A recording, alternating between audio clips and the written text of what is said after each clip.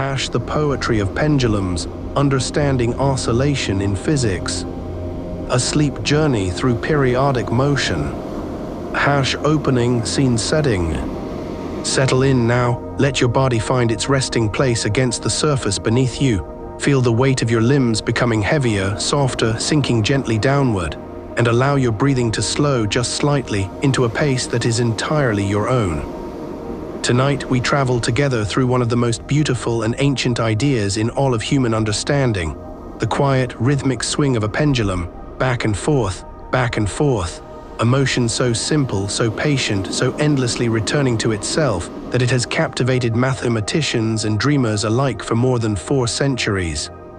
Chapter 1, a cathedral, a candle, and a young man's eyes.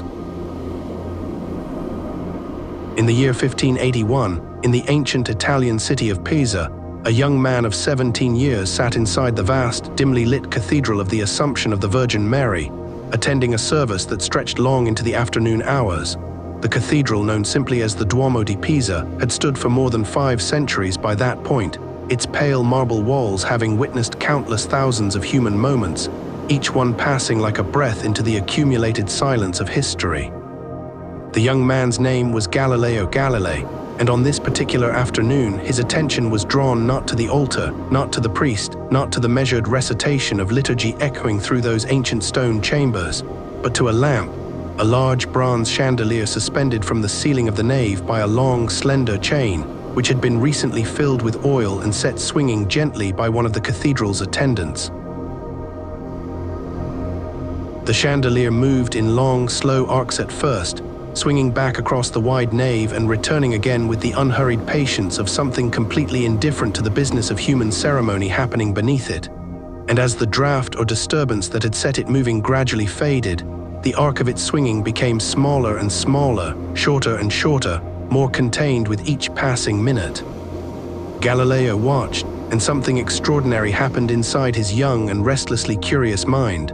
He noticed, with the particular quality of attention that would come to define his entire life's work, that the chandelier seemed to take the same amount of time to complete each swing. Whether the arc was wide and sweeping or narrow and small, the duration of each complete oscillation appeared to his careful eye to be constant. He had no clock, of course, not in the way we understand clocks today, but he had something perhaps more intimate and more immediate. He pressed 2 fingers to the inside of his wrist and he counted his own pulse. Beat by beat, he timed the swinging lamp. The long swings took the same number of heartbeats as the short ones, roughly the same, over and over again. This observation, made by a 17-year-old boy in a cathedral more than 440 years ago, would become the foundation of an entire science of timekeeping. And it would echo forward through the centuries, shaping every grandfather clock, every metronome, every pendulum seismograph, every ticking mechanism that has ever regulated the measured pace of human life. The principle Galileo observed that day is called isochronism, from the Greek words meaning equal and time. It describes the remarkable property that the period of a pendulum's swing, the duration of one complete back and forth oscillation, remains nearly constant regardless of how wide or narrow the arc of its swinging might be. A chandelier displaced by 10 degrees and released will return to its starting point in almost exactly the same time as a chandelier displaced by only 2 degrees and released. The mathematics would take Galileo and those who came after him many more decades to fully understand and express, but the seed of that understanding was planted in a cathedral in Pisa by a young man counting heartbeats in the quiet amber light of an afternoon in 1581.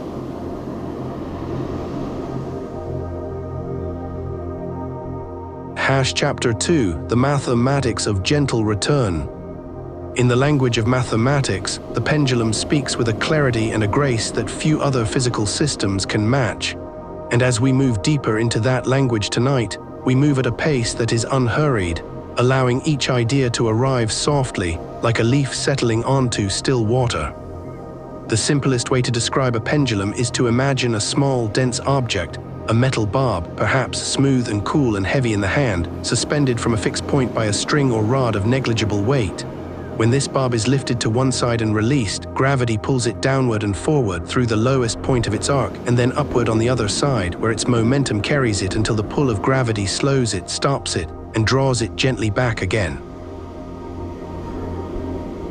This return, this constant homing toward the center, toward the point of lowest energy, is called the restoring force, and it is one of the most fundamental and recurring concepts in all of physics. It is the quality that gives oscillating systems their characteristic behavior, their rhythmic predictability, their musical regularity. The restoring force always pulls toward the center, and the further the system is displaced from that center, the stronger the pull becomes. For a simple pendulum, this restoring force is a component of gravity. Specifically, it is the component of the gravitational force that acts along the arc of the pendulum's path, pulling the barb back toward its resting position at the bottom of the swing. The mathematics that describe this force are, in the strictest sense, slightly complicated. They involve the sign of the angle of displacement, which introduces a gentle nonlinearity into the system. But for small angles, for the gentle, modest swings that most pendulums complete in their day-to-day existence, the sign of the angle is very nearly equal to the angle itself, measured in radians. And this approximation, this beautiful simplification that nature offers us at small scales, transforms the equations of pendulum motion into something breathtakingly clean and simple. Under this approximation, the period of a pendulum, the time for one complete back and forth swing, depends on only two things: the length of the pendulum and the strength of gravity at the location where the pendulum is swinging. It does not depend on the mass of the barb. It does not depend on the material from which the string is made. It does not, to a very good approximation, depend on how far the pendulum has been displaced from its resting position. The formula, when written in the quiet shorthand of mathematics, is almost startlingly brief. The period t equals 2 times the mathematical constant pi, multiplied by the square root of the quantity L divided by g, where L is the length of the pendulum in meters, and g is the acceleration due to gravity, which near the surface of the Earth takes a value of approximately 9.807 meters per second squared. Let us sit with this formula for a moment, not to analyze it or dissect it, but simply to appreciate its proportions. The period grows with the square root of length, meaning that to double the period, to make a pendulum swing twice as slowly, one must make it 4 times longer. A pendulum 1 meter in length has a period of approximately 2.006 seconds. A pendulum 4 meters in length has a period of approximately 4.012 seconds. A pendulum 16 meters in length swings with a slow, majestic period of approximately 8.024 seconds. And gravity, too, plays its quiet role in this equation. On the surface of the Moon, where gravity is only about 1/6 as strong as it is here on Earth, a 1-meter pendulum would swing with a period of approximately 4.9 seconds, nearly 2.5 times more slowly than its earthly counterpart. And on the surface of Jupiter, where gravity is nearly 2.5 times stronger than Earth's, that same pendulum would complete its swing in only about 1.27 seconds, quick and businesslike, driven by the enormous pull of that giant world. In this way, a swinging pendulum is not merely a clock. It is a gravitational instrument, a sensitive and elegant probe of the local strength of the force that holds planets in orbit and keeps our feet upon the ground.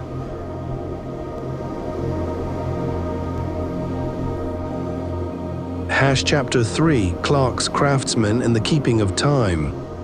For most of human history, the measurement of time was an imprecise and somewhat approximate affair. Sundials could track the hours of daylight, but were useless on cloudy days and entirely blind in the hours of darkness. Water clocks, which measured time by the steady draining of a vessel, were subject to temperature variations and the imperfections of their construction. And the earliest mechanical clocks of the medieval period, driven by falling weights and regulated by crude escapement mechanisms, could lose or gain tens of minutes each day. The pendulum changed all of this, and the man most responsible for translating Galileo's observation into a functional timekeeping instrument was the Dutch mathematician and astronomer Christian Huygens, who in the year 1656 constructed the first true pendulum clock in his workshop in The Hague. Huygens was a meticulous and mathematically gifted craftsman of ideas, a man who understood that the isochronous property of the pendulum offered something that no previous timekeeping mechanism had possessed, a natural, physically grounded period, a rhythm that emerged not from the gears and springs of human engineering, but from the fundamental constants of the universe itself, from the interplay of length and gravity that governed all swinging things. His first pendulum clock was accurate to within 10 seconds per day, a precision so extraordinary for its time that it represented an improvement of roughly 60-fold over the best existing mechanical clocks. Within a few years, through refinements to the escapement mechanism and careful attention to the design of the pendulum suspension, this accuracy improved still further to within a few seconds per day, and the era of precision timekeeping had begun. The grandfather clock, that tall and stately cabinet of polished wood and swinging brass that has stood in hallways and parlors for 3 centuries, owes its characteristic 1-second tick to a very specific length. The seconds pendulum, as it is known, has a length of approximately 0.994 meters, very nearly 1 meter exactly, and it completes each half swing, each one-way arc from left to right or right to left, in almost precisely 1 second. Imagine for a moment standing in a quiet hallway beside one of these clocks in the late evening hours. The house is still, the family asleep, the windows dark against a winter night, and the pendulum sways in its long cabinet back and forth, each swing carrying 1 second of time from the invisible future into the permanent past.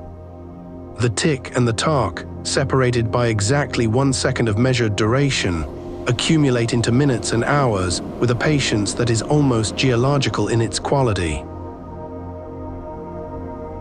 The pendulum clock served as the world's most accurate timekeeper for nearly 3 centuries, from Huygens's first instrument in 1656 until the development of quartz crystal oscillators in the 1930s and later atomic clocks. The short synchrotron free pendulum clock, developed by the English engineer William Hamilton Short in 1921, achieved an accuracy of about 1 second per year, representing a precision of roughly 1 part in 31 million. This clock worked by maintaining 2 pendulums in a carefully choreographed relationship. A master pendulum, swinging in a near-perfect vacuum within a temperature-controlled enclosure, governed the motion of a slave pendulum that actually drove the clock mechanism. The master was disturbed as little as possible, allowed to swing in almost perfect isolation, undisturbed by the mechanical work of actually moving clock hands. In this design, one can see a kind of philosophical ideal made physical, the purest oscillation existing in protected stillness, while the impure but necessary work of the world is carried out by a faithful attendant nearby, the free pendulum swinging in its vacuum enclosure, marking perfect time for no one but itself, with a pendulum length of precisely 994.2 millimeters and a period of exactly 2 seconds.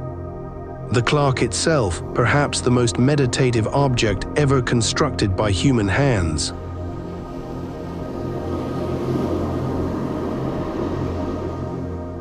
Chapter 4, The Swing in the Garden. There is a pendulum that almost everyone has ridden, suspended between 2 uprights of painted metal or weathered wood, its seat a plank of smooth-worn timber or a curve of molded plastic.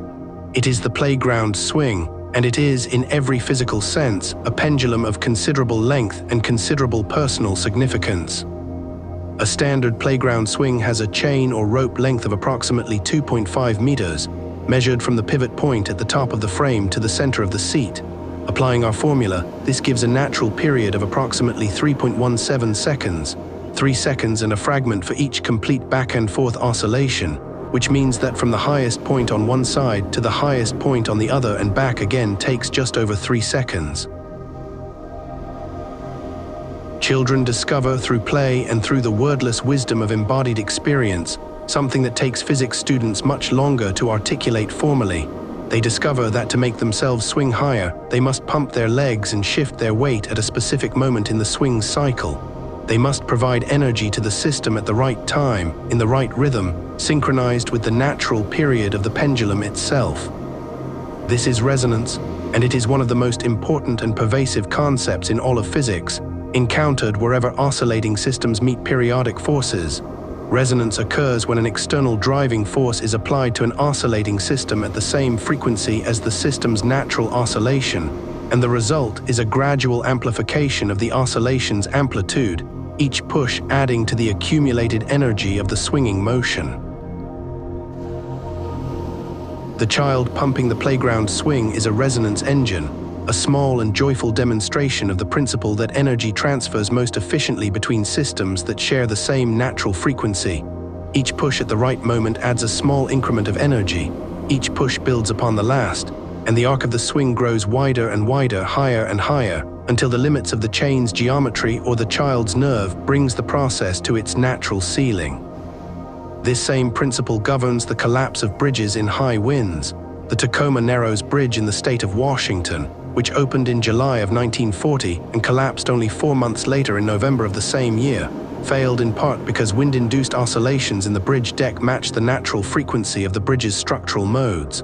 Energy accumulated, the oscillations grew, and the bridge twisted itself apart in a mechanical resonance that engineers had not fully anticipated.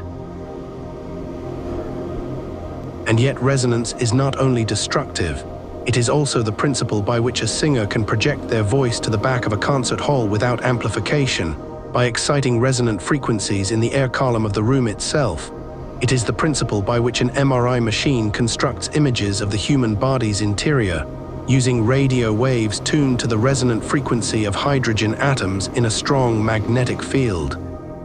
It is the principle by which a child rises higher on a swing with each patient, rhythmically timed push. Resonance is the universe's way of amplifying agreement, of rewarding synchrony.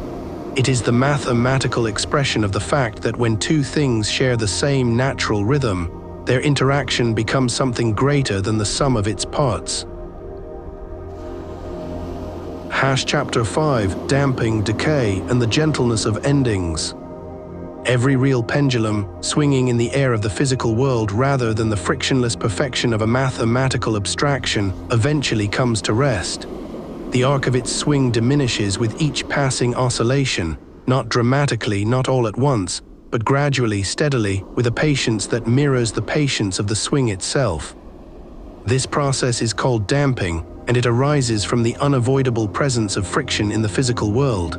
As the pendulum bob moves through the air, it must push that air aside, expending a small portion of its kinetic energy in each stroke. At the pivot point, however carefully oiled and polished, there is friction between the moving and stationary parts. And with each swing, a little more energy is transformed into the disordered thermal motion of molecules, into heat so diffuse it is undetectable, dispersed into the surrounding environment where it contributes infinitesimally to the general warmth of the world.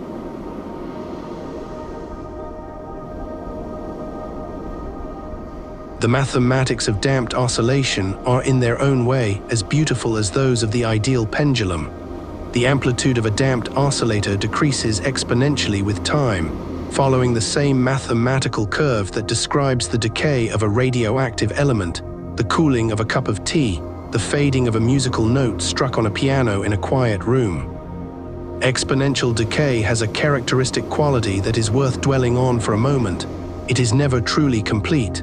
It approaches zero asymptotically, meaning that at any given moment the amplitude has decreased by a fixed fraction of whatever it was at the previous moment, rather than by a fixed absolute amount. In theory, a damped pendulum never quite stops. It only swings less and less, its arc contracting toward the infinitesimally small, never quite arriving at the perfect stillness of zero. In practice, of course, the swing does stop, but the mathematics whispers something quieter than that, something about the relationship between motion and rest, about the way that ending is perhaps better understood as a gradual approach rather than a sudden arrival. The pendulum comes to rest the way sleep comes to a tired mind, not all at once, but in a series of smaller and smaller movements, each one closer to stillness than the last. Physicists describe the rate of damping using a quantity called the quality factor, usually denoted by the letter Q.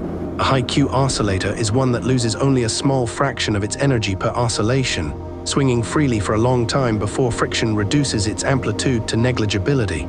A pendulum in air might have a Q value of several hundred, meaning it would complete hundreds of full oscillations before its amplitude fell to 1/37th of its starting value.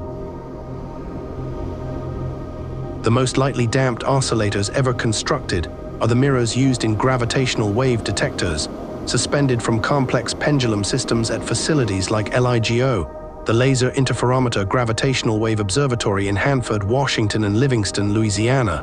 These mirrors, each weighing approximately 40 kilograms and made from ultrapure fused silica, are suspended by glass fibers thinner than a human hair and swing with Q values exceeding 10 billion. They are designed to feel the passage of gravitational waves, ripples in the fabric of spacetime itself, that cause displacements thousands of times smaller than the diameter of a proton. In these remarkable instruments, the pendulum reaches perhaps its most sublime expression, a tool sensitive enough to detect the echo of collisions between black holes more than 1 billion light-years distant, still faithfully following the same mathematical principles that Galileo glimpsed in the slow arc of a cathedral chandelier in Pisa, in the amber afternoon light of 1581. Chapter 6: Planets, Orbits, and the Pendulum of the Sky.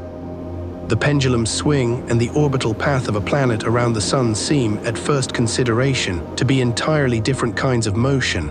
One is a back-and-forth arc in a vertical plane, governed by gravity and the rigid constraint of a string or rod.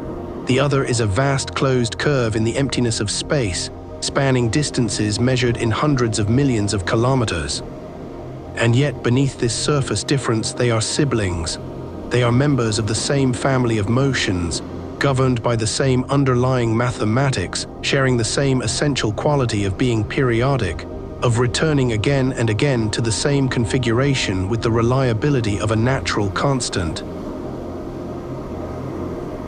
Johannes Kepler, the German mathematician and astronomer who in the early years of the 17th century spent a decade and a half laboring over the observational data of his mentor Tycho Brahe, discovered that planets orbit the Sun not in circles, as had been assumed for nearly 2,000 years, but in ellipses, closed curves with the Sun located at one of the two focal points of the ellipse. An ellipse is, in a sense, a stretched circle, and the motion of a planet along an ellipse has a quality very similar to the restoring force of a pendulum. As the planet moves away from the Sun along the elongated part of its elliptical orbit, the gravitational pull slows it, just as gravity slows the pendulum bob as it rises toward the end of its arc. As the planet swings back toward the Sun in its closest approach, its perihelion, it accelerates, just as the pendulum bob accelerates through the lowest point of its swing.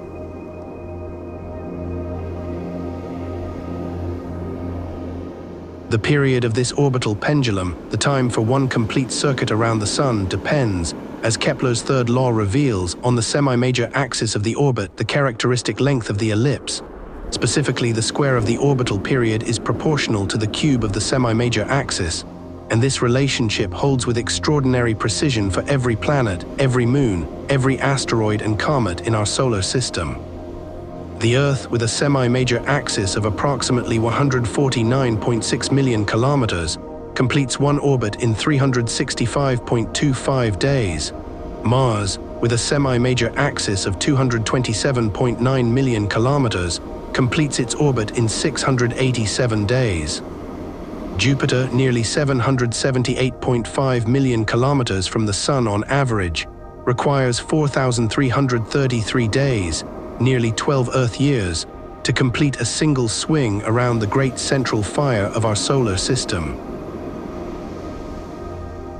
And even these orbital periods are themselves oscillating quantities, modulated by the gravitational influences of other planets, tugging and nudging each orbit slightly over timescales of thousands and millions of years. The Earth's orbital eccentricity, the degree to which its orbit departs from a perfect circle, oscillates over a period of approximately 100,000 years, cycling between nearly circular and gently elliptical in a slow gravitational dance. This oscillation, along with two others involving the tilt and orientation of Earth's rotational axis, produces the great ice age cycles, the long rhythm of glaciation and warming that has shaped the planet's climate for at least the past 2.5 million years. In this way, the simple pendulum scales upward through orders of magnitude of size and time, from the brass bob swinging in a grandfather clock to the slow gravitational breathing of an entire planet's orbital shape, spanning timescales from 1 second to 100,000 years, all following the same patient, mathematical rhythm of periodic return. Chapter 7, the Foucault Pendulum and the Turning Earths. In the year 1851, in the Pantheon in Paris, that great neoclassical building beneath whose stone dome many of France's most celebrated citizens lie at rest, a man named Léon Foucault suspended a brass pendulum bob weighing 28 kilograms from the apex of the dome by a steel wire 67 meters in length. He set it swinging in a simple straight line, and then he waited and watched, and what he saw over the course of the following hours was one of the most dramatic and quietly beautiful demonstrations in the entire history of science. The plane of the pendulum's swing was slowly rotating, not because anything was making the pendulum itself turn, but because the earth beneath it was rotating, carrying the floor of the Pantheon, the circular arrangement of sand below the pendulum's path, and every observer in the room, in a slow rotation relative to the fixed plane in which the pendulum was actually swinging. In Paris, at a latitude of 48.87 degrees north, the plane of a Foucault pendulum rotates through a full 360 degrees over approximately 31.8 hours. At the North Pole, where the Coriolis effect is strongest, it would complete the rotation in exactly 24 hours, one full rotation for one full day. At the equator, theoretically, a Foucault pendulum would not rotate at all, its swing plane remaining fixed relative to the rotating Earth. For the citizens of Paris who crowded into the Pantheon in that spring of 1851, the Foucault pendulum offered something extraordinary, direct, visible physical proof that the Earth was rotating beneath their feet. Not an argument from astronomy, not a calculation from celestial mechanics, but a demonstration they could stand beside and watch with their own eyes over the course of an afternoon, the marks in the sand accumulating in a slowly advancing arc around the compass. The pendulum in this incarnation becomes a kind of anchor fixed to the stars, a gravitational thread connecting the mundane floor of a Parisian monument to the vast inertial frame of the cosmos, indifferent to the turning of the planet that carries us all through space at roughly 1,670 kilometers per hour at the equator, completing one full rotation every 23 hours, 56 minutes, and 4.091 seconds, the sidereal day. The true period of the Earth's rotation relative to the fixed stars.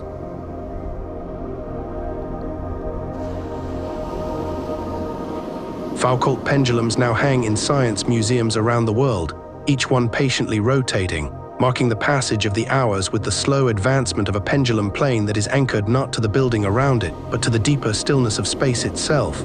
In the Smithsonian Institution in Washington, a 27-meter Foucault pendulum swings in the atrium. In the United Nations headquarters in New York, a pendulum donated by the Netherlands hangs as a symbol of science and peace. In the Oregon Convention Center in Portland, a 27-kilogram brass bob sways on a 26-meter cable, tracing its slow arc for anyone who pauses to watch. Each of these pendulums is swinging through the same equations that Galileo intuited in 1581, that Huygens formalized in 1656, that Foucault turned into a window onto the rotation of the Earth in 1851. The same patient mathematics, expressed in brass and steel and wire, carrying time forward one measured swing at a time. Chapter 8, Resonance in the Body, in Music, and in Light. The oscillation of a pendulum is perhaps the most visible and tangible form of periodic motion, but it is only one expression of a pattern that runs through the physical world at every scale, from the longest gravitational rhythms to the fastest vibrations of light itself. Sound is oscillation. The air pressure waves that carry music and voice and the sound of rain on a rooftop are compressions and rarefactions of the air, regions of slightly higher and slightly lower pressure that alternate with a regularity measured in cycles per second, in hertz. The note known as concert A, the A above middle C, vibrates at exactly 440 cycles per second, a standard established in 1939 and confirmed by international agreement in 1975. The lowest note on a standard piano, the A below the bass staff, vibrates at 27.5 Hz, 27.5 complete oscillations per second, slow enough that a sufficiently attentive listener can almost feel the individual pulses. The human body is itself a collection of oscillating systems, each with its own natural frequency, each maintaining its rhythm through the constant application of biological energy. The heart in a resting adult beats approximately 60 to 100 times per minute, with 72 being a commonly cited average 1.2 oscillations per second, each beat a wave of electrical activation traveling through the cardiac muscle in a precisely timed sequence.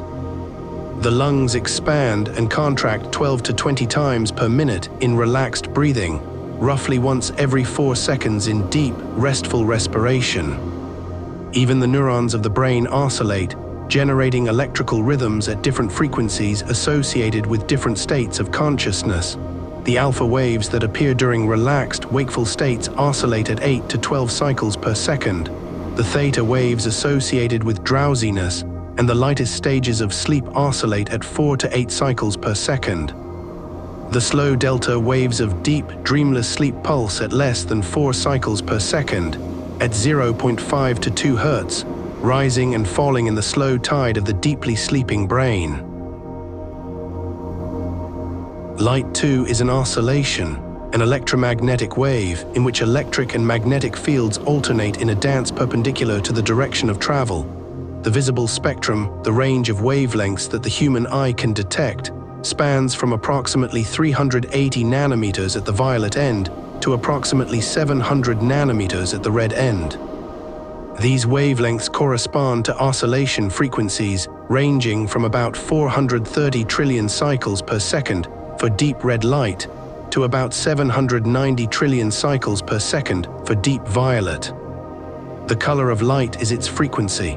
The warmth of red, the clarity of blue, the deep restfulness of violet are all expressions of oscillation rate, of the speed at which the electromagnetic field alternates back and forth as the light travels through space at 299,792,458 meters per second, the universal constant that Einstein placed at the heart of his theory of relativity in 1905. And at the smallest scales accessible to modern physics, even the fundamental particles themselves are described by quantum mechanics as oscillating fields, as waves of probability distributed through space, whose wavelength and frequency determine their energy and momentum.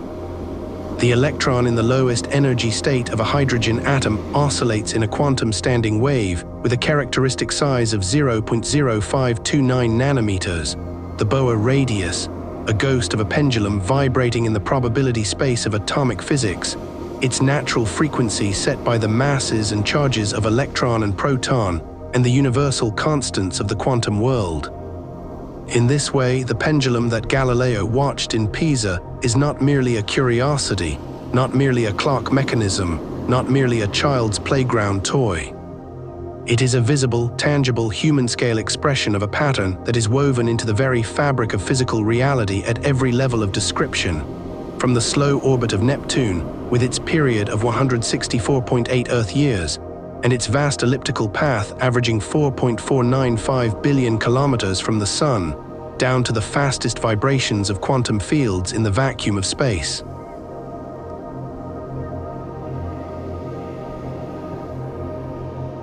Chapter 9, The Harmonic World. There is a word in the language of physics and mathematics that carries within it a suggestion of music, of balance, of something fundamentally right and beautiful about the way the universe behaves. That word is harmonic. A simple harmonic oscillator, which is what a pendulum becomes when its swings are small, when the approximations of small-angle physics apply, is perhaps the most important and most broadly applicable mathematical model in all of theoretical physics.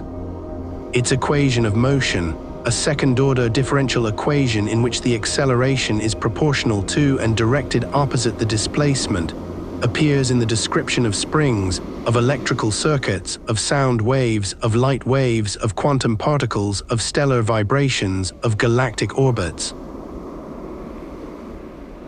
The reason for this extraordinary universality is subtle but profound.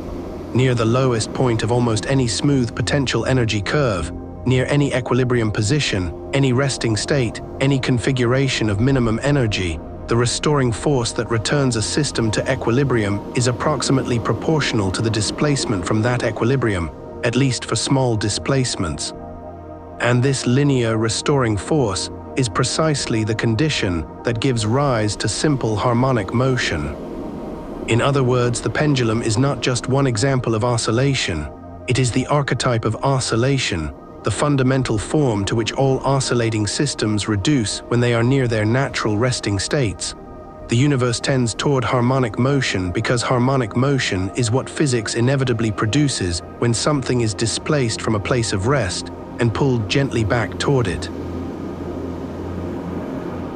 The French mathematician Joseph Fourier, working in the early decades of the 19th century, took this insight further than perhaps anyone before or since. He demonstrated in a remarkable theorem published in 1822 that any periodic motion whatsoever, no matter how complex, how irregular, how apparently far from the clean sinusoidal arc of a simple pendulum, could be expressed as a sum of simple harmonic oscillations of different frequencies and amplitudes. A square wave, a sawtooth wave, the complex acoustic waveform of a human voice singing a single sustained note, the irregular heartbeat of a sleeping person, all of these can be decomposed into their constituent harmonic components, their spectrum of frequencies, each one a simple pendulum-like oscillation contributing its particular frequency and amplitude to the complex whole. Fourier's insight was not merely a mathematical convenience, it was a revelation about the deep structure of periodic phenomena. It suggested that harmonic motion, the clean back and forth of the ideal pendulum, is in some sense the alphabet of periodic behavior, that all rhythmic motion, however complex, is composed of these simple, pure elements, layered and combined in varying proportions. The universe is harmonic in its deepest nature, not because someone arranged it that way, but because the mathematics of equilibrium and restoring forces inevitably produces this behavior, because the patterns of oscillation that arise near points of rest are always, to a first approximation, simple harmonic oscillation. The world sings in harmonics, and the pendulum is the simplest, most visible, most beautiful member of that universal choir. Chapter 10, Into the Stillness. And so we return gently to the place where we began, to the tall nave of a cathedral in Pisa, to the amber light of an afternoon more than 4 centuries past, to the slow arc of a chandelier moving through the quiet air above rows of wooden pews. The chandelier is still swinging, in memory and in imagination, its arc perhaps somewhat diminished now by the passage of time within the narrative, but still regular, still patient, still completing each oscillation in almost exactly the same number of heartbeats as the one before it.